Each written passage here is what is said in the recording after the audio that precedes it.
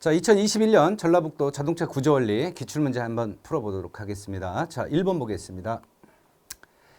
다음 중 자동차의 치수 재원 설명으로 틀린 것은, 자, 자동차의 치수 재원을 얘기하는 거죠. 자, 첫 번째 전폭이라고 하는 것이 나오네요. 전폭. 자, 전폭을 보니까 사이드 미러의 개방한 상태를 포함한 자동차의 중심선에서 좌우로 가장 바깥쪽의 최대 너비를 말한다. 자, 여기서 틀렸네요. 뭐가 틀렸죠? 사이드 미러를 개방한 상태가 아니고요. 접은 상태입니다. 접은 상태에서 하는 것이죠. 자, 그래서 먼저 해설 잠깐 보면요. 자동차 너비라고 하는 것은 자동차의 중심면과 직각으로 측정했을 때의 부속품을 포함한 최대 너비로서 하대 및 환기 장치는 닫혀진 상태에서 측정을 하는 겁니다. 그렇죠? 그리고 사이드 미러는 포함하지 않더라. 그러니까 만약에 창문 같은 게 이렇게 열려져 있다, 환기 장치가 열려져 있다라고 하면 그걸 모두 다 닫은 상태로서 측정을 하는 거고, 사이드 미러는 포함하지 않습니다. 자, 이걸 보고 우리는 전폭이라고 하죠. 차량의 폭을 얘기할 때. 그래서 전폭은 사이드 미러의 개방한 상태에서 하는 것이 아니고 포함하지 않더라.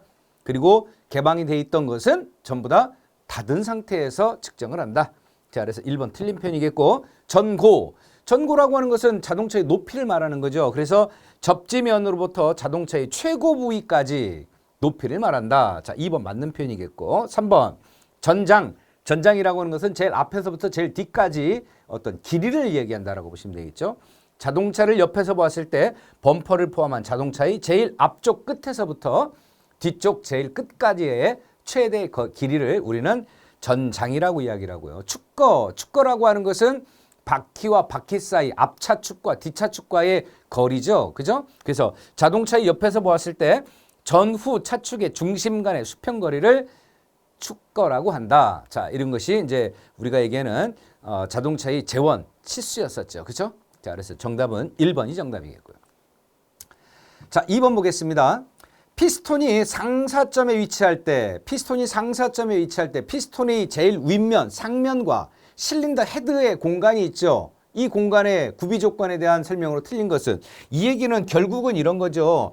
피스톤이 상사점에 있을 때라는 얘기는 피스톤이 여기가 우리가 상사점 TDC라고 하고 하사점 BDC라고 했을 때 피스톤이 상사점에 이렇게 있대요. 상사점. 그죠? 상사점에 있고 그 위에 뭐예요? 피스톤의 상면, 제일 이 면과 실린더 헤드 사이, 여기죠. 여기 공간을 말하는 거예요. 여기 공간을 보고 우리는 뭐라고 합니까? 연소실이라고 하고요. 이 공간을 보고 우리는 연소실, 최적 뭐 이렇게 이야기를 했었지 않습니까? 그죠? 그래서 지금은 결국은 이 문제 자체가 뭘 요구하는 거냐?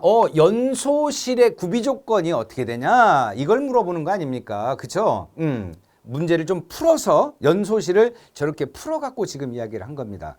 그래서 구비 조건에 대한 설명으로 틀린 것은 가열되기 쉬운 돌출부를 두지 말아야 되겠다. 예를 들어서 여기에 돌출부가 가열되기 쉬운 이런 돌출부가 이렇게 빼쪽하게 튀어나와 있으면 이 부분이 빨갛게 달아오를 테고, 그 달아오른 거에 의해서 스파크 플러그 불꽃 이전에 조기점화라고 하는 것이 만들어질 수 있고, 그것에 의한 노킹이 만들어지겠죠. 그렇죠? 그래서 가열되기 쉬운 돌출부를 두지 말아야겠다.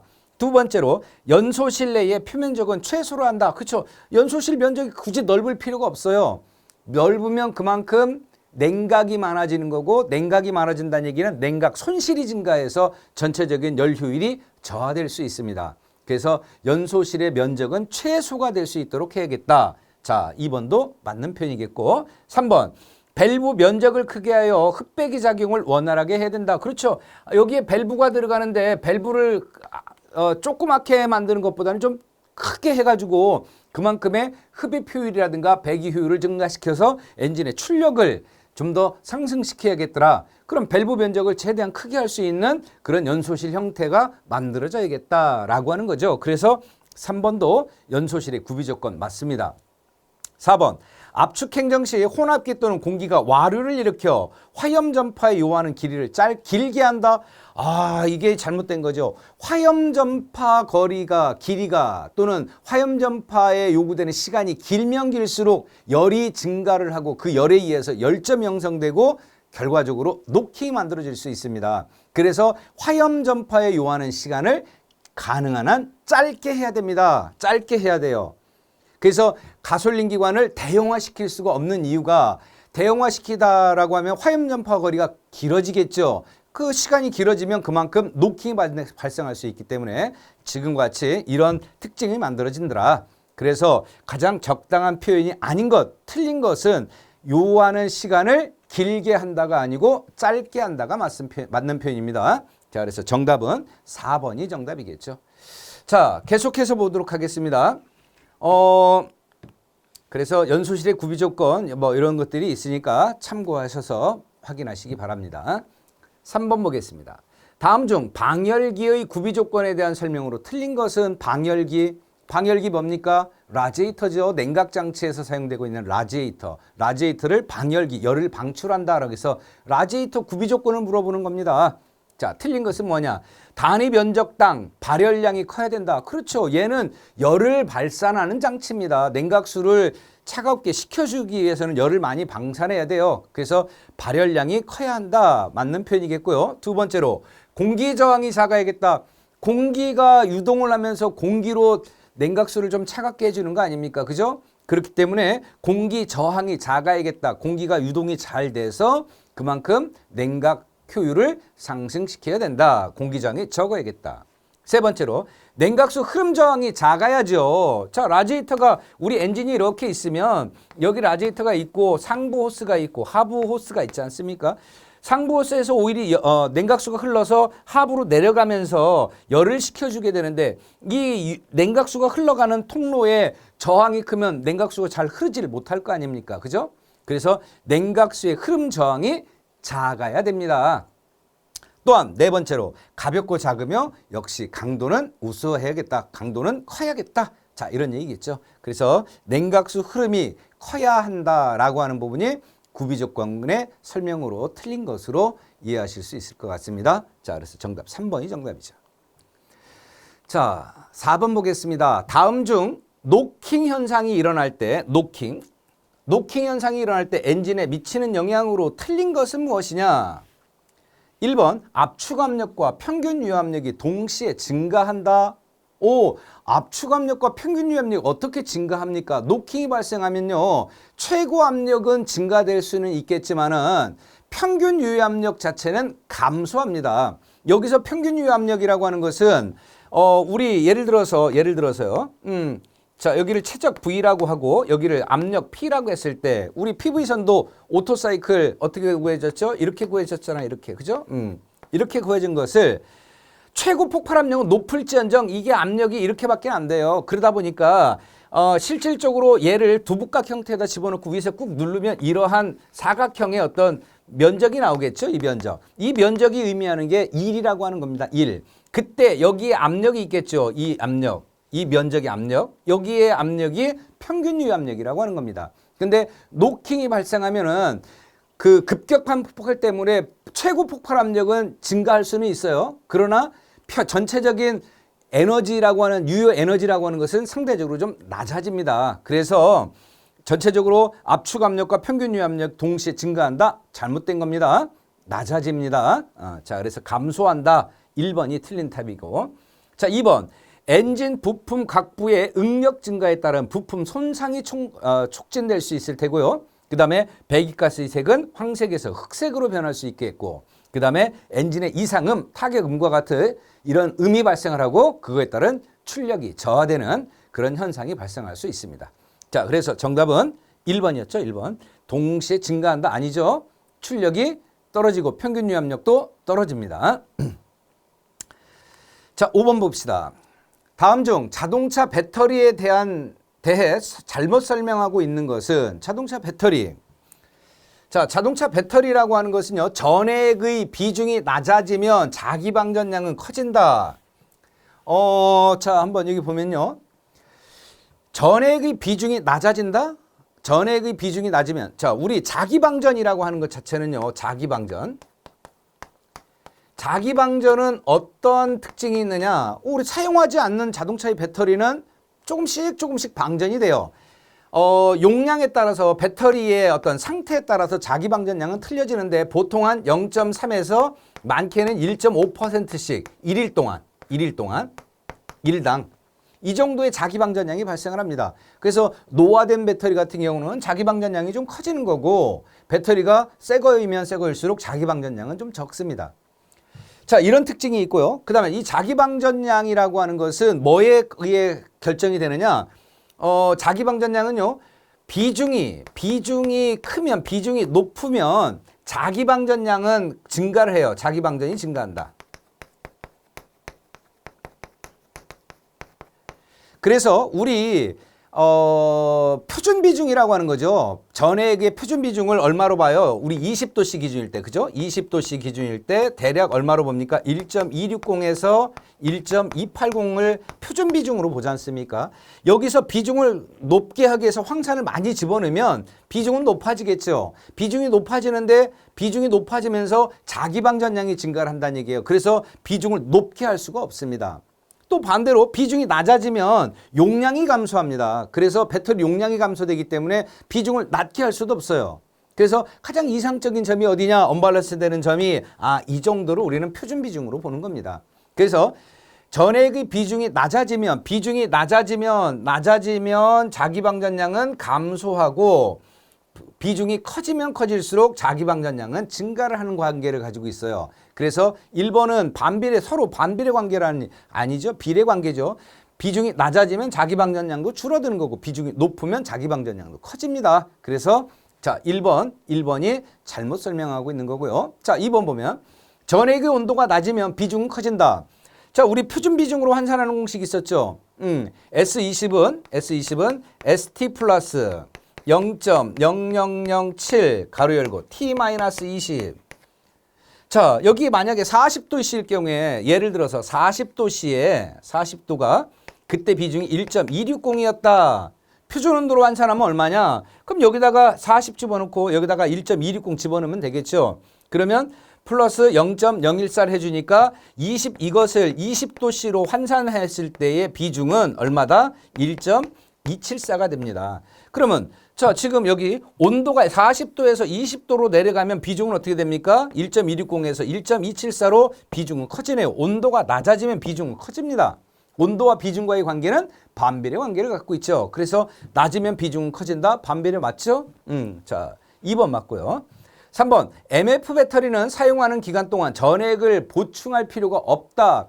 그래서 MF 축전지라고 하는 것은요, 우리 일반적인 납축전지 같은 경우는 충전 과정 중에서 양극판에서는 산소가스, 음극판에서는 수소가스가 배출되고 그 배출된 가스가 대기 중으로 확산을 합니다.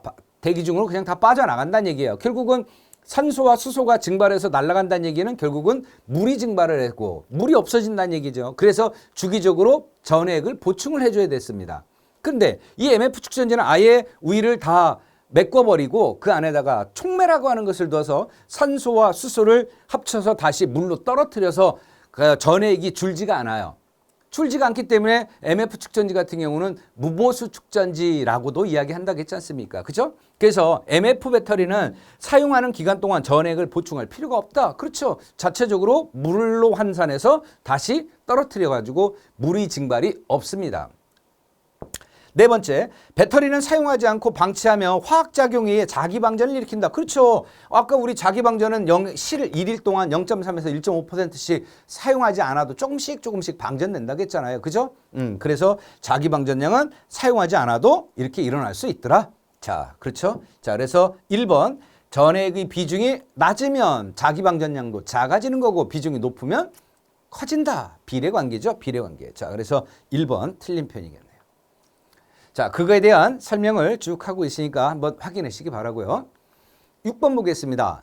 다음 중 유체 클러치 오일의 구비 조건에 대한 설명으로 틀린 것은 유체 클러치. 자, 유체 클러치라고 하는 것이 우리 토크 컨버터가 있었고 유체 클러치라고 하는 것이 있었죠. 그죠? 어쨌든 거기에 사용하는 오일, 유체 클러치에 사용하는 오일하고 자동 변속기에 사용하는 오일하고는 같은 거라고 보셔도 무방하겠습니다. 자, 어쨌든 유체 클러치 오일 또는 뭐 자동 변속기 오일의 구비 조건이라고 해도 문제 없다. 자, 틀린 것은 뭐냐? 점도는 낮고 자동차에 사용하는 모든 액체의 점도는 적당해야 된다. 단 자동 변속기 오일만큼은 점도는 낮아야 된다고 했었죠. 그렇죠. 점도 낮아야 됩니다. 그리고 응고점, 어는 점이라고 했잖아요. 어는 점도 낮은 게 좋죠. 왜? 영하 5도에서 어는 오일이라고 봅시다. 안 되겠죠. 영하 5도보다는 영하 10도, 영하 20도, 영하 30도에 어는 게 사용하기에 취급하기에 좋을 거 아닙니까? 그렇죠? 그래서 응고점도 낮아야 됩니다. 낮아야 돼요. 1번 틀렸죠. 그래서 비중이 크고 그렇죠. 자동차에 사용하는 모든 액체류는 비중이 낮아야 돼요. 작아야 돼요. 작다는 얘기는 비중이 작다는 얘기는 무게가 그만큼 가볍다는 얘기입니다. 그런데 단 하나만 빼자. 뭐였었죠? 그게 자동변속기 오일이었습니다. 자동변속기 오일은 비중이 커야 돼요. 그래서 터빈에서 날개를 치고 넘어간 것이 임펠러라고 하는 것의 반대쪽 펌프 임펠러에서 치고 넘어간 것이 터빈 런너의 날개를 내려쳐야 되는데 무게감이 씨 내려쳐기 위해서는 무게는 커야 무거워야 된다고 했었어요. 그래서 비중이 커야 된다는 겁니다. 인화점, 발화점, 착화점 전부 다 높아야겠다. 맞는 표현이고 비중, 내산성이 커야 되겠다. 유성, 윤활성이 있어야겠다. 그렇죠. 자, 그래서 정답 1번이 틀렸죠. 점도는 낮고 응고점도 낮아야 된다. 자, 이해되셨죠? 자, 7번 보겠습니다. 자동차가 빗길을 고속으로 주행할 때 노면과의 그립이 떨어지고 구동력 및 제동력이 저하하는 현상을 무엇이라 하느냐? 이거 많이 봤었던 거죠. 그죠? 빗길을 달리면 거기에서 노면과 타이어 사이에 빗물이 존재를 하면서 제동거리가 길어지고 구동력 떨어지는 이런 현상 나오잖아요. 그죠? 이걸 보고 우리는 수막 현상이라고 했고 수막 현상을 다른 말로 하이드로 플레이닝 현상이라고 이야기했지 않습니까? 그죠? 수막 현상, 하이드로 플레이닝 현상. 자, 이해되시죠? 스탠딩 웨이브 현상은 뭐예요? 자동차 타이어의 공기 압력이 낮아서 공기가 타이어의 안쪽보다 바깥쪽 속도가 느리다 보니까 나중에는 타이어에 찝혀서 파스가 발생할 수 있는 이런 것들을 우리는 스탠딩 웨이브 현상이라고 했었지 않습니까? 그렇죠? 그래서 스탠딩 웨이브 현상을 줄이기 위해서는 타이어 공기 압력을 규정 압력보다 약 한 10에서 15% 정도 더 공기압을 높임으로써 인해서 스탠딩 웨이브 현상을 조금이나마 줄일 수 있다라고 이야기했었습니다. 맞죠? 자, 그래서 뭐 그런 현상도 있었고 지금 여기에서 7번에서 요구하는 문제는 수막 현상 또는 하이드로 플래닝 현상에 대해서 설명하고 있는 내용인 것 같습니다. 자, 그래서 정답은 2번이 정답이겠네요. 자, 그 다음에 8번 보겠습니다. 일정한 조향각으로 선회하여 속도를 높였을 때 선회 반경이 작아지는 현상으로 뒷바퀴 바깥쪽의 슬립각이 앞바퀴 바깥쪽의 슬립각보다 크게 나타나는 현상. 자, 실질적으로 이렇게 지금 문제가 주어졌지만 이미 어디에요? 일정한 조향각으로 속도를 높였을 때 선회 반경이 작아지는 현상 이것만 갖고도 답은 나왔죠. 그죠? 자, 이게 뭔 얘기냐면 이러한 반경을 선회해야 되는데 자동차가 그죠?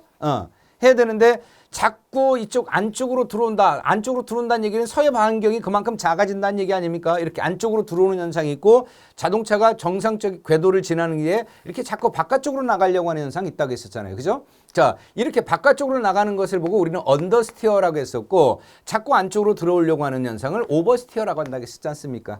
그죠? 뭐 이것도 엄청나게 많이 설명했었던 문제인 것 같습니다. 자, 그래서 지금은 선회 반경이 작아진다. 작아진다는 얘기는 자꾸 안쪽으로 들어온다는 얘기인 거고 이런 걸 보고 우리는 오버스티어라고 한다고 했었죠. 그죠? 자, 그래서 정답은 1번이 정답이겠죠. 그럼으로써 인해서 뒷바퀴, 그죠? 안쪽으로 들어오려고 하는 것은 뒷바퀴가 밀리니까, 그죠? 자동차가 이렇게 가는데 뒷바퀴가 밀리면 자꾸 안으로 들어오겠죠. 앞바퀴가 밀리면 자꾸 반경은 커지는 거고요. 그죠? 자, 이렇게 해서 반경이 작아지고 뒷바퀴의 슬립각에 의해서 안쪽 바퀴가 슬립각보다 크게 내는 이런 현상을 보고 우리는 오버스티어 이렇게 얘기하죠. 자, 그래서 정답 1번이 정답이겠죠. 자, 9번 보겠습니다. EGR 장치에서 배기가스의 일부를 연소실로 재순환시키는 이유로 맞는 것은 뭐냐? 자, 우리 EGR 장치 하면서 배기가스 재순환 장치라고 했었고요. 이 배기가스 재순환 장치라고 하는 것은 우리 NOx라고 하는 것의 발생을 한번 잠깐 봐야 된다고 했었잖아요. 그죠? 자, NOx라고 하는 것은요. 언제 많이 발생한다고 했습니까? 연소실 온도가 최고일 때 최고일 때 낙스 발생량도 가장 많이 배출됩니다. 결국은 연소 온도가 높으면 높을수록 낙스는 배출한다. 그러면 반대로 이 낙스의 발생량을 줄이려고 하면 연소실의 온도를 낮추면 되는 거 아닙니까? 그렇죠? 연소실 온도가 높을 때 얘가 많이 나오니까 얘를 줄이려면 결국은 연소실 온도를 낮추면 돼요. 그렇죠? 자, 그래서 연소실이 이렇게 있다라고 하면 이게 이제 배기가스가 빠져나가는 통로고 얘가 흡입공기의 통로라고 하면 배기가스 그 일부를 이렇게 해서 이쪽으로 집어넣겠다라는 겁니다. 이렇게. 이게 이제 배기가스가 빠져나가는 통로고. 자, 그래서 배기가스 일부를 이렇게 해서 연소실로 집어넣겠다.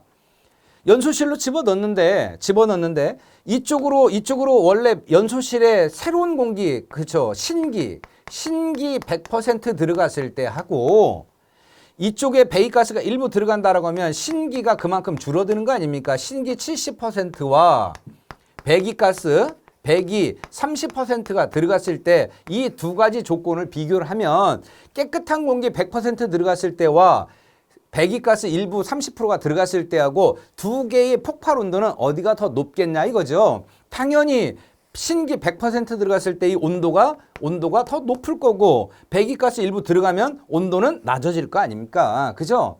그래서 결국은 낙스를 저감하는 데는 연소실 온도를 낮춰야 된다. 연소실 온도를 낮추기 위해서는 배기가스 일부를 좀 집어넣어서 폭발 온도, 연소 온도를 좀 낮춰주고 연소 온도가 낮아짐으로써 인해서 근본적으로 발생되는 낙스의 저감을 초래하겠다. 이게 이제 우리가 얘기하는 배기가스 재순환 장치고 그때 항상 들어가면 안 되니까 여기에다가 밸브를 하나 둔다고 했었죠. 그 밸브가 뭐예요? EGR 밸브 아닙니까? EGR 밸브. 그죠? 그리고 EGR 밸브는 기계적으로 작동하는 거고 얘를 누군가 제어할 수 있는 뭔가 하나 필요하겠죠. 그래서 EGR 밸브를 작동시킬 수 있는 EGR 뭐예요?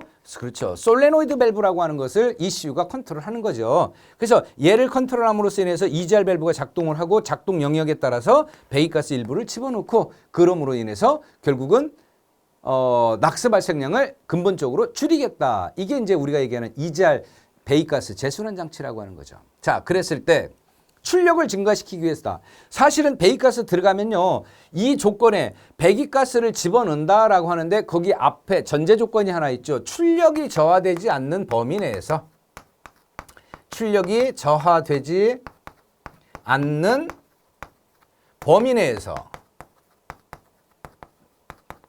배기가스 일부를 순환시키겠다. 이런 겁니다. 근데 어쨌든 배기가스가 들어간다는 얘기는 출력은 떨어져요. 떨어지겠죠. 당연히. 그죠?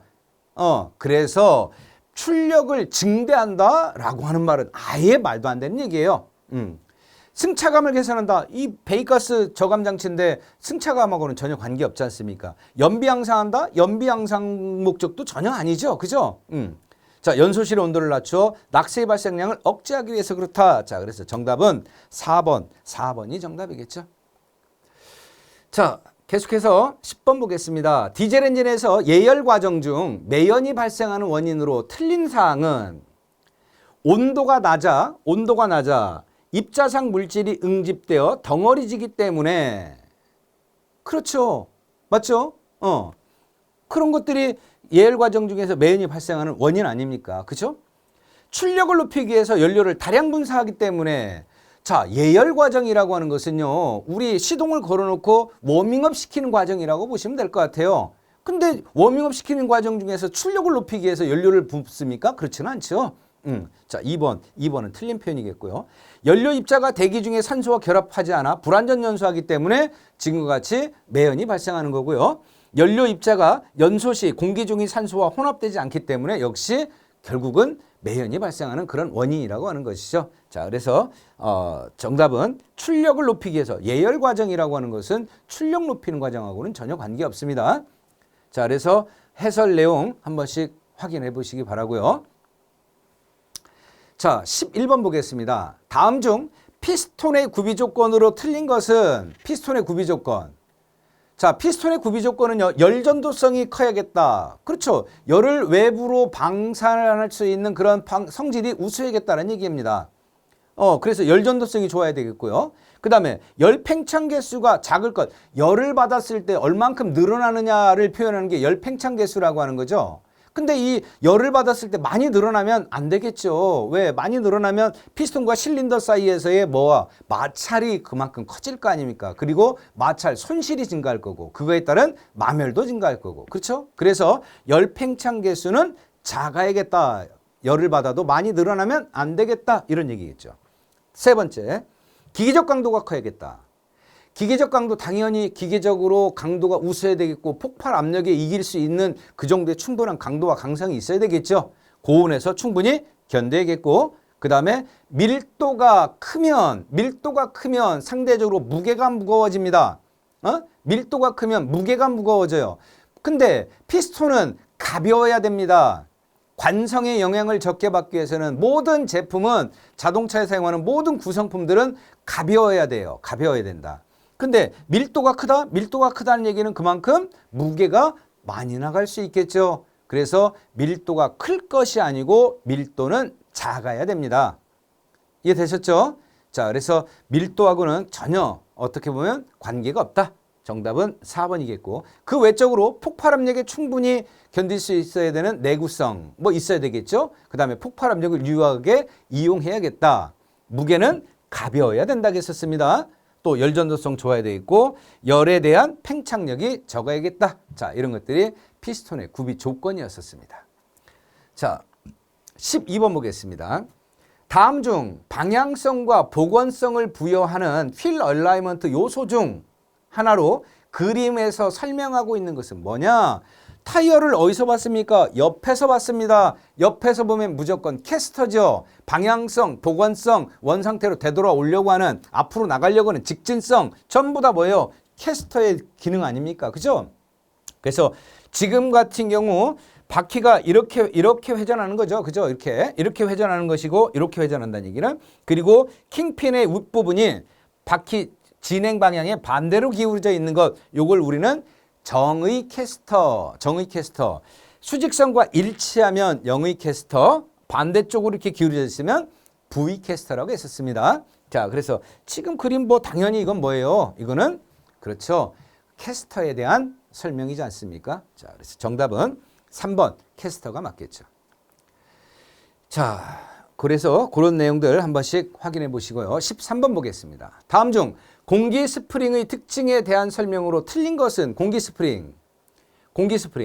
옆방향 작용력에 대한 저항력이 없고, 그렇죠. 공기 스프링은 위아래 상하 방향의 어떤 완충 효과가 있지 옆으로 횡으로 작용하는 하중에는 저항력이 없습니다. 그렇기 때문에 별도로 로드라든가 링크가 필요하겠죠. 자, 그래서 로드나 링크가 필요하다라고 하는 건데, 자, 여기 잠깐만 볼까요? 옆방향 작용력에 대한 저항력이 없어 로드나 링크가 필요하다. 두 번째로 하중이 변화해도 차체 높이를 일정하게 유지할 수 있다. 그렇죠. 사람을 많이 탑니다. 높이를 높여버릴 수도 있어요. 사람이 적게 탄다고 해서 무게가 가벼우니까 위로 떨 텐데 이거를 공기를 좀 빼줌으로써 인해서 전체적인 높이, 하중과 관계없이 차체의 높이를 유지할 수 있다. 맞습니다. 스프링의 강도를 하중에 비례하여 바꿀 수 있다. 그렇죠. 하중이 무겁고 하중이 가볍냐에 따라서 강도를 조정할 수 있죠. 또 진동 흡수율이 좋아 승차감이 좋으며 주로 버스 등에 사용한다. 맞죠?